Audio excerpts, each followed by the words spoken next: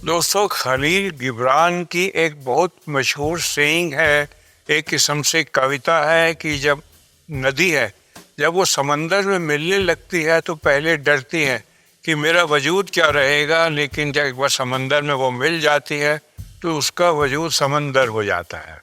इस पर मैंने एक उससे इंस्पायर होकर एक नज़्म लिखी थी जो मैं आपको सुनाना चाहूँगा अपने इस चैनल आबशार जज्बात के ऊपर। पिघलती है ऊंचे पहाड़ों में धूप से, बन के पानी बर्फ नीचे उतरती जाती है।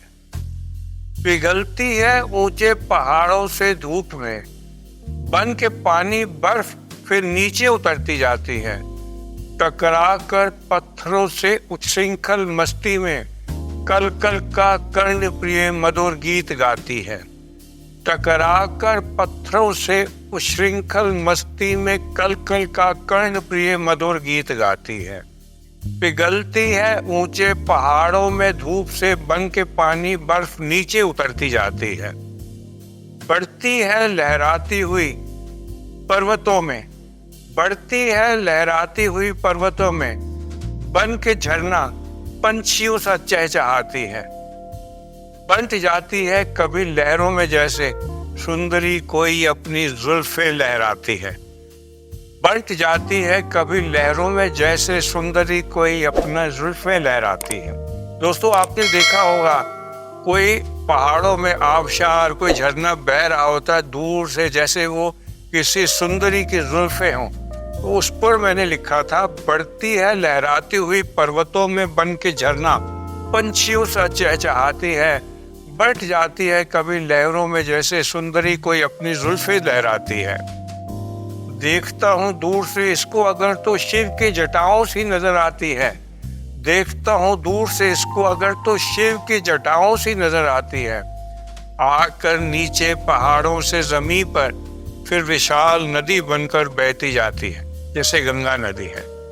आकर नीचे पहाड़ों से जमीन पर विशाल नदी बनकर बहती जाती है। नजर आता है समंदर जब आगे, नदी आगे बढ़ने से घबराती है।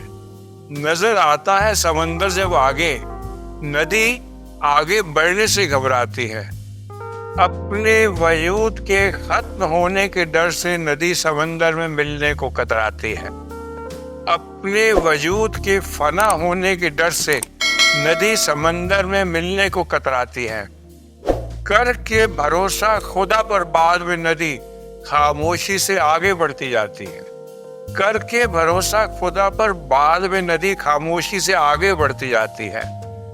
डरती थी जो समंदर में जाके मिलने से, डरती थी जो समंदर में जाके मिलने से, मिल के समंदर से खुद ही समंदर बन जाती है। दोस्तों, यही हम सब की कहानी है।